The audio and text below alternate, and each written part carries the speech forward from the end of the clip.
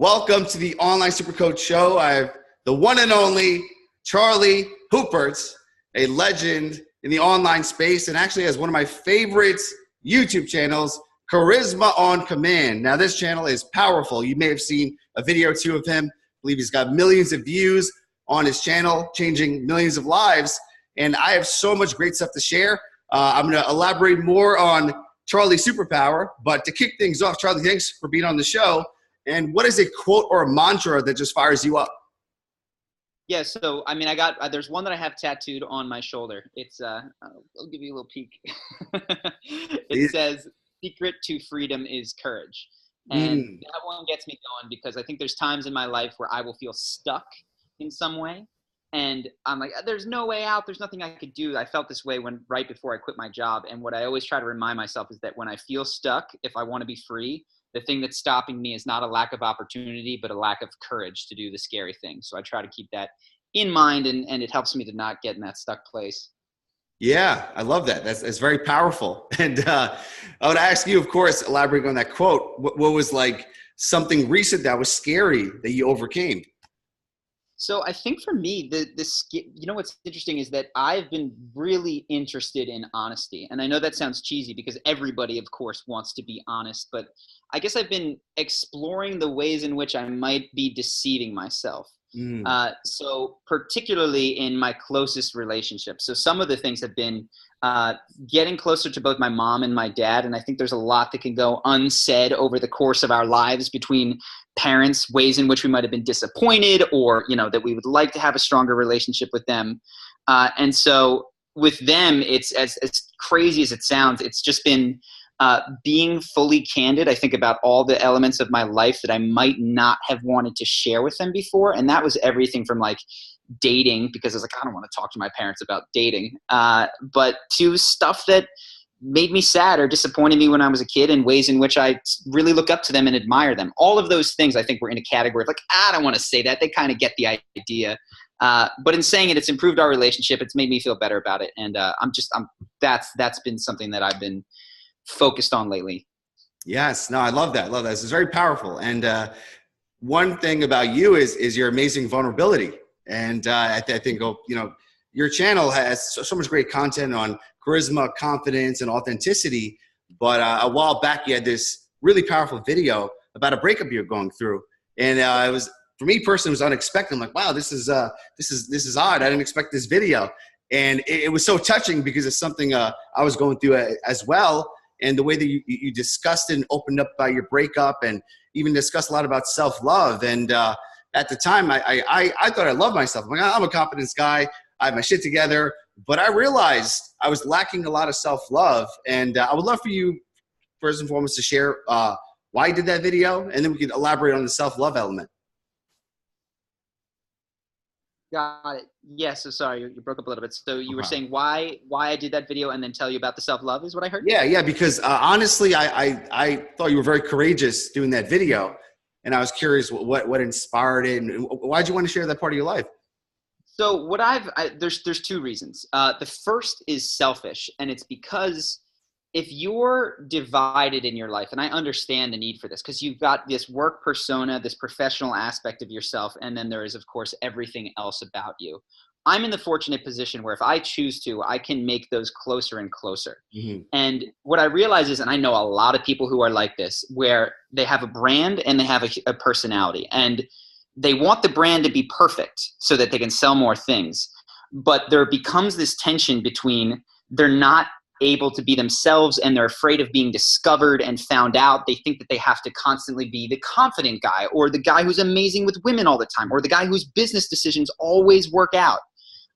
Rather than what I try to do is just like, I'm going to try to share my journey through life, and the mistakes that I make will probably be ones that other people have made, and the struggles that I have will be struggles that other people have. And that's the second reason, which is I assume that if I've gone through something, that there are people out there in my audience, and it sounds like you might have had a similar situation, that are dealing with the same thing, don't have people in their life that are talking candidly about it, and would benefit. So not only do I get the benefit of feeling like I'm more integrated and like this is what I'm dealing with, but I also, that's the video that people come to me and say more than any other, that one impacted me, changed my behavior, and made me love your channel. So I've learned that that's the best thing I can do. Yeah, absolutely. It was very profound because I connected with it. I can't imagine the amount of people that they just resonated with that video, and they got to see a different side of you. And I think most importantly, you discuss the importance of self-love, you know? Yeah. And I think that it's something where I personally took it for granted and realized how important it was. Totally. And I think what I realized is that on my journey, and I think a lot of people's journeys, there's levels of improvement. And you start off, at least for me, you're 18 and you're basically 0 years old. You are a product of your environment. You really haven't made any serious decisions or distinctions about who you are. And so the first journey is one of like deciding which people you're going to copy, who you're going to become more like. And it becomes a very important step, but you just start ripping surface level things of confidence and charisma. You start speaking in a deeper tonality and gesticulating more. And all of those things are a necessary step. Then the second step is you start to incorporate the mindsets. Like why does the confident person start to open up more? It's because they feel safe in this scenario. It's because they're not necessarily worried about the judgment of other people's to the same degree. And then what I would say, the third part for me has kind of been a return to everything that I threw out in the first step. And what I mean is I was not always very confident. And when I decided that I wanted to be like that, I decided there were aspects of my life and my experience that were not okay anymore. Like no more video games, no more being shy, no more chickening out, no more of this fearful behavior, no more being worried about rejection. And for a while I was like, I killed that part of me. It's dead. It's gone. And what I've realized is that I don't think you can ever fully remove any part of yourself. What I do think you can do is you can acknowledge, you can stuff it down. That's what a lot of people do. But you can also, I think the healthier thing is to acknowledge it, see it, accept it, and still not allow it to drive your decision making. So I guess the self-love part that came around is more just acknowledging like, I do have the same introverted, rejected feelings sometimes that I had that kind of defined my childhood. And it's not about denying those, never experiencing those. It's about saying, hey, that happens sometimes, and I'm not afraid to face that, which then gives you, I think, a deeper level of confidence than even you would have had when you were just doing the mindsets and the behaviors. That is very powerful. Yeah, 100%. As you're mentioning those frameworks, I thought about it myself because I was very introverted. I stuttered for the first 20 years of my life, and I was utterly shy of even going on camera. And I knew that if I wanted to make a big impact in this world, I had to work on my public speaking, presentation, articulation. And then from there, it just started falling into place. And I started showing up, doing videos. The first video I did, it took me like hours and hours and hours and half a bottle of vodka to finally finish. But finally I got it. And that was back in 2007. Now it's about 1,000 videos since then, you know? Yeah. And I think that's a big part of the process as well. The consistency, the practice, the mastery. Totally. No, I had similar experiences when I started, which was a 3-minute video took 3 hours to shoot because I couldn't get any of the words out in the way that I wanted. When I finally did, I was like a 2x4, a piece of plywood standing there with no expression going on at all. And that's, I think, everybody's journey when they start writing or speaking is that you are not on your game when you first start out. And it's been a journey, but it sounds like we're both doing a little bit better than when we started. When you meet people at networking events or fans of your channel in public, do they have an expectation of you being like this charisma ninja in person? Like, I'm curious because you have all this knowledge and they must expect you to show up a certain way. Sure. And I think they do. And really what I try, there was a time where I felt like I had to be that. So I would go out and, you know, these guys or girls would see me. We're like 80% are men, and the guys who typically recognize me are men. The women have approached me, and they'll like be in a scenario where there was one time we were out in a bar, I was talking, and a beautiful woman walked past, like, aren't you going to go talk to her? Like, show us how it's done. And there was a time when I felt a tremendous amount of pressure to prove it. You know what I mean? To like show them. And recently I'm just much more in touch with what I feel like doing in that moment. And sometimes that means saying, sure, like she looks interesting and fun and like I'll speak to her. And other times like, no, I'm enjoying my conversation with you.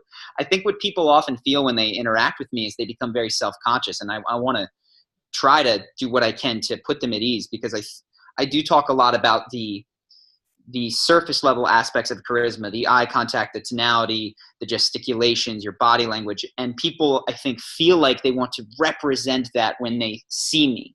And so they can become very locked into their own head. And what I try to teach now increasingly on the channel and when I see them is let it go. It's kind of like practice for any sport. If you are practicing basketball, you do 10 right-handed dribbles, 10 left-handed dribbles, and you're like focusing on the minutia. When you're drilling the piano, you're trying to get every note very slowly. But when it's time to play, you forget all that. You go, okay, the practice part is done. Now it's just time to see what comes through me. And that's what I encourage them to do when they're out in scenarios that aren't specifically to work on eye contact or anything like that. It's just let it go and let what you have prepared and who you are just come through.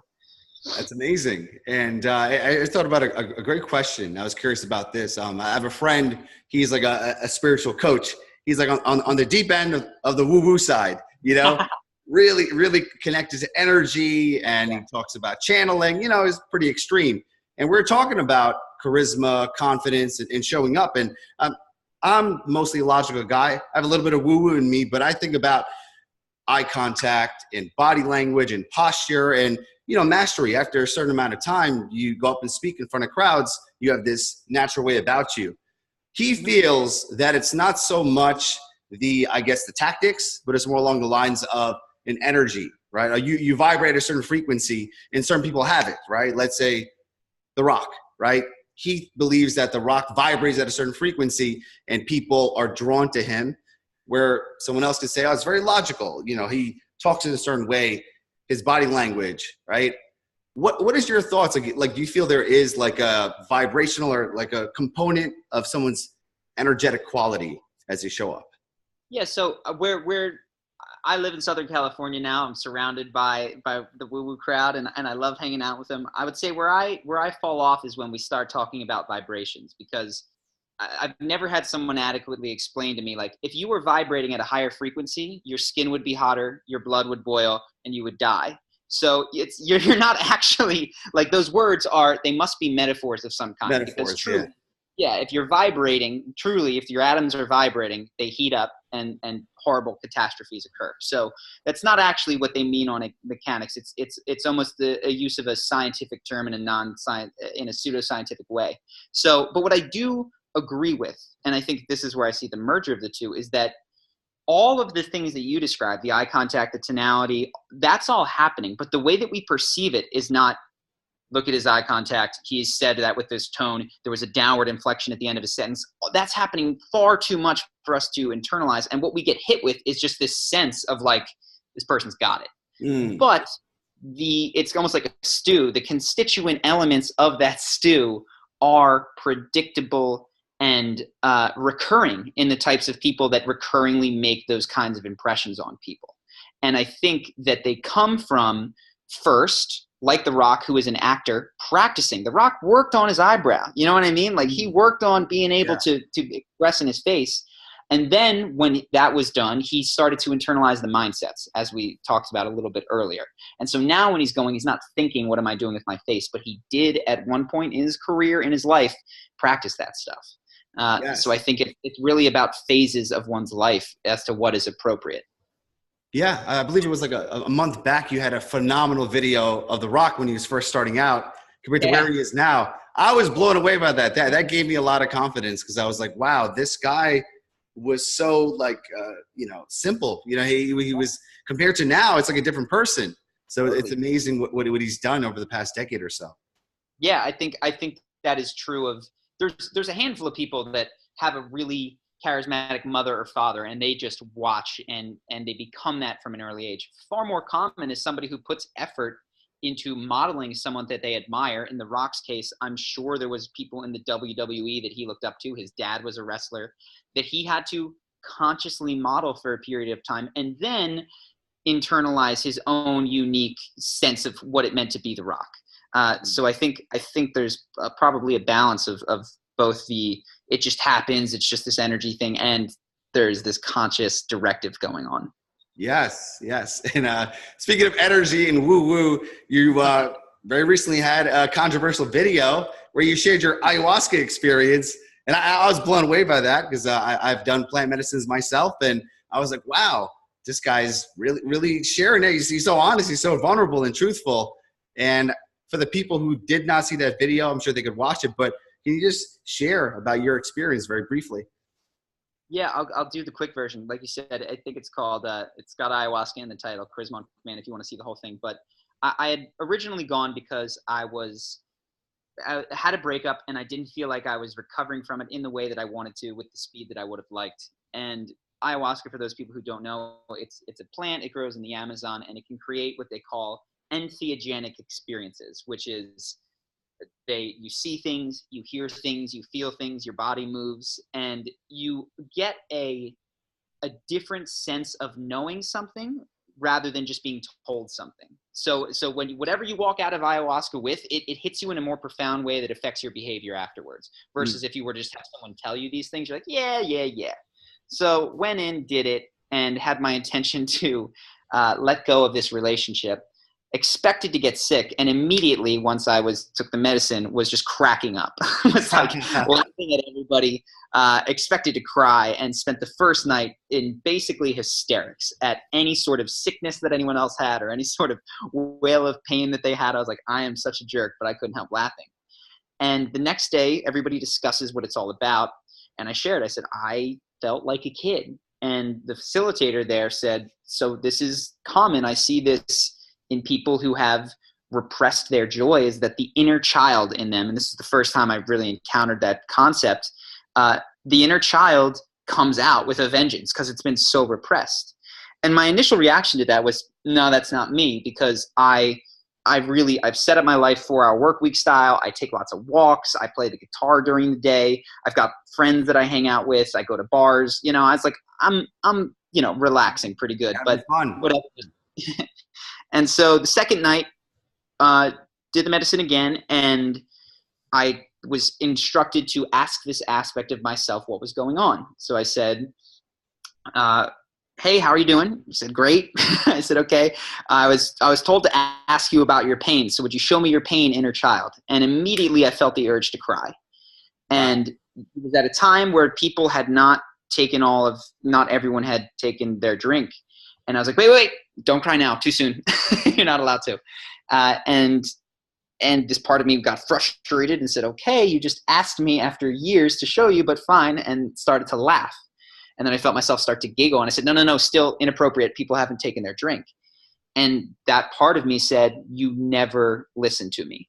And that took me aback, and I started kind of exploring all of the ways in which I repress laughter because it's not appropriate to the situation, or don't express sadness that I feel because I feel like it would be not tough if I did that. And I asked myself, I was like, wait, I thought that I had a pretty good relationship with you. Remember all the playing that we do, the guitar?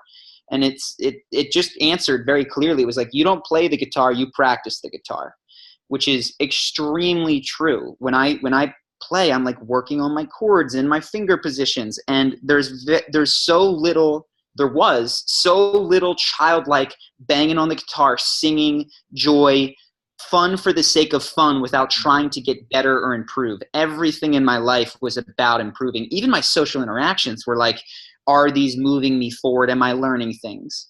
And so what I took from that is that I have been doing more things in my life that are truly just for themselves. It's not to get better. It's not with the understanding that this is going to lead to anything better in my life. It's for the experience of joy in that moment. And so that has, I've found, balanced me out, made me feel more comfortable with the breakup. And I guess tying this all around, what I sort of realized is that the reason that this breakup hit me harder is that that aspect of myself was only allowed to come out in the context of the relationship. I was only allowed to be a kid and play and express sadness or hurt or like that playful childlike stuff if it was in the context, oh, I'm on a date, it's okay. And then when I was back, it was back to work, back to improvement. And I didn't realize how important that was to me, but because I didn't give it to myself, I came to depend on it in her and then got stuck on that. So that's the brief version of the 20-minute or plus video. Thank you for sharing that. That's so profound. Cause I had a similar experience. You know, I'm a very structured guy and I have this work in the workspace. I'm serious, I'm structured. And then when it comes to play, I just let loose. And for me, I had an experience where I just started to implement more silliness and self-amusement and just saying and doing things that just made me laugh, even though someone else would probably find them weird. I just started doing that. And I realized like my whole life just started to shift, you know, because I wasn't taking things very seriously. And for me, I got the voice of the inner critic to get lower and lower and lower the sillier I got, if that makes sense.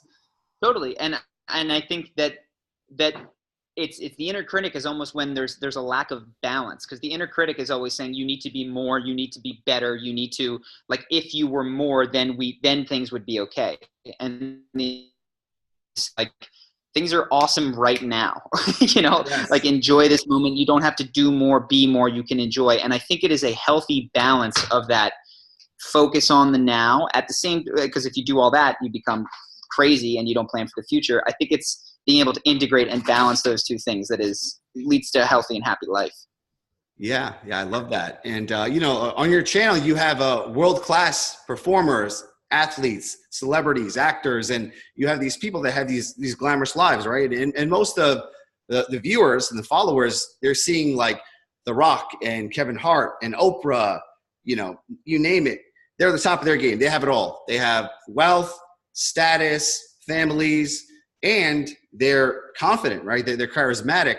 And it is that whole, well, you know, when I have the girlfriend of my dreams, the love of my life, when I have the millions, when I have the Oscar, then I could be happy. And it's a common thing amongst achievers. And I'm curious, like, what practice would you recommend to be more present in the moment, love what you have now while keeping your eyes on the vision?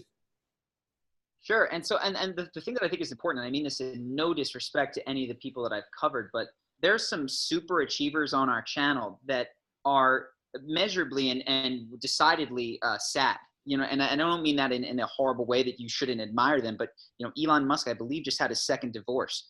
Really fantastic, amazing human being, but was interviewed with Rolling Stone and was broken up. And not that these things can't happen, but it's so easy to lionize these people who we admire and assume they must have everything.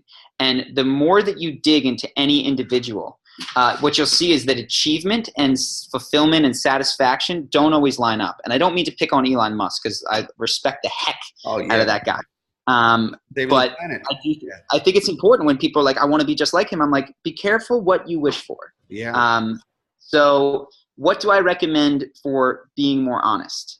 More present. I think what I found is, I mean, I have to say it, it's the most cliche thing.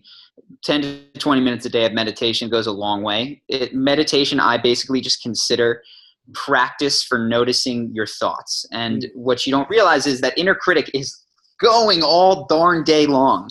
And when you practice for 20 minutes, just seeing him, catching him, you get used to doing that in your daily life. And so that makes a huge difference. That's one. And then the other thing is just asking, I'll often lay down and sit down, imagine a scenario where I can sort of see that inner child part of myself. I'll imagine a place where that kid would love to hang out. It's got like bicycles and hold on, can you stop doing that, Hen? My brother's just making a bunch of noise. It's got bicycles, it's got Tootsie Pops, it's got video games, it's got everything that I liked when I was a 7-year-old. And I imagine seeing that inner child part of myself, and I say, how are you doing? Do you need something from me? And oftentimes that part of myself would be like, yeah, I just needed you to pay attention for a minute. And then I'll chill out and stop focusing so much on like having to grow the business or having to hit the gym. And I'll still do those things, but it's not with this like insane, unnecessary drive from a sense of lack. So that's something that has helped me a ton. That is very powerful. I've never heard of that practice before, but I could see how effective it is. No, that's one that I love that has helped me a ton.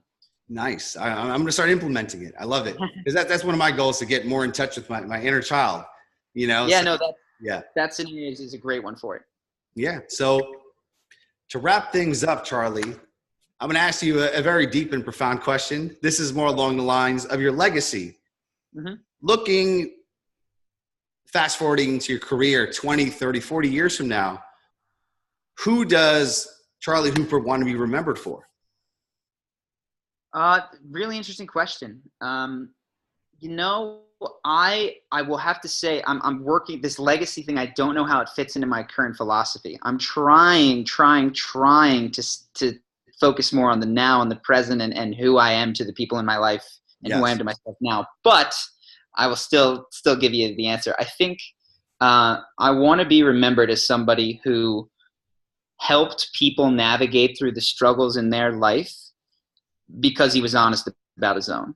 Mm, And I think hopefully what that leads to is people faster than I have overcoming obstacles, issues, and faster than I have living a life that is full of joy. And hopefully, because what I think results when you do feel a true sense of inner abundance is that you're just a kinder person to others. You're more generous, you're more giving, you're more able to bestow praise or even donating to charity, all those sorts of things. You're not so grabby and concerned about what you might miss out on, and it becomes easier for you to give. So hopefully that's the legacy that I can leave. And I hope to do it not just through online courses, but through in-person events and sort of seminar style things in the future. So we'll see if that actually works out. that's profound. Yeah, the inner abundance is living in the state of love and wanting the best for others. I could just see, if you just lived in that state, how much your life would improve, the people around you as well. Yeah. And I think that I notice it in myself when I enter into a mode that is concerned with, am I getting enough praise? Am I being recognized? Does that person know how much I contributed to that thing, whatever, if it's a joke or some achievement? That is a sign that I am not giving myself enough praise credit that I need, and it makes me more stingy and selfish in terms of dishing it out to other people. So if I can fill up my own cup, it makes it just easier to be kind to other people. Love it. Awesome. Appreciate you, Charlie. So if people wanted to get deeper into your world, where do they go? Yeah, check us out. Charisma on Command on YouTube is where I would start. We got a lot of different videos there. We have courses on our website, charismaoncommand.com. If you click Charisma University and you want to take a look at some of the more in-depth things, but I would start, quite frankly, with the YouTube channel. Awesome. One of my favorite YouTube channels. I'll put all the links in the show notes on the Online Supercoach blog. Charlie, thank you for your time. This is a powerful interview. I appreciate everything you shared today. Awesome, man. Thank you so much for having me. Awesome.